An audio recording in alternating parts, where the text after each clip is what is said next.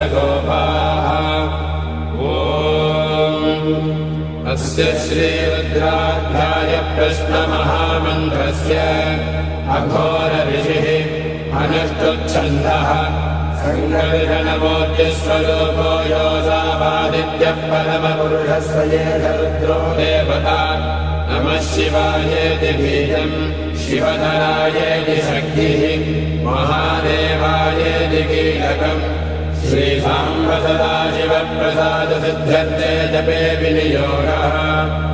ॐ अग्निहोत्रात्मने अङ्गुष्ठाभ्यां नमः, वर्षपूर्णमासात्मने तर्जनेभ्यां नमः, चातुर्मास्यात्मने मध्यमाभ्यां नमः, निरोधपशुबन्धात्मने अनामिकाभ्यां नमः, ज्योतिष्ठोमात्मने कनिष्ठिकाभ्यां नमः, सर्वकृत्वात्मने करतलकरपृष्ठाभ्यां नमः, अग्निहोत्रात्मने हृदयाय नमः, दर्शपूर्णमासात्मने शिरसे स्वाहा, चातुर्मास्यात्मने शिखायै वषट्, निरोधपशुबन्धात्मने कवचाय हुम्, ज्योतिष्ठोमात्मने नेत्रत्रयाय भूषट्, सर्वकृत्वात्मने अस्त्राय फट्, भूर्भुवस्सुवरो विजितिग्रन्थः।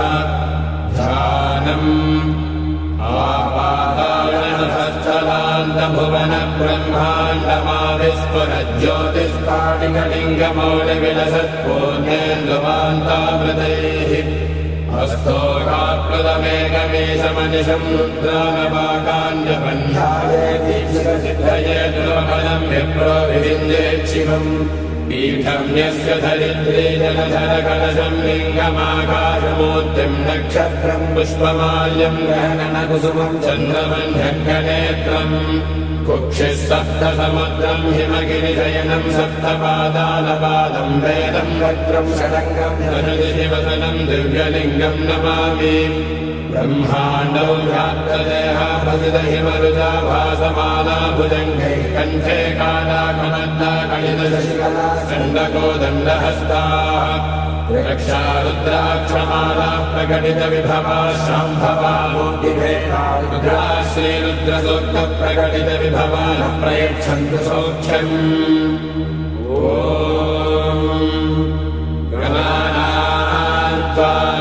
गणपतिगुम्भवामहे कविम् कवीनामुपमश्रवस्तमम्। ज्येष्ठराजम् ब्रह्मणाम् ब्रह्मणस्पत आनशृण्वन्, ज्येष्ठराजम् ब्रह्मणाम् ब्रह्मणस्पत आनशृण्वन्नोतिभिः सेदसादनम्।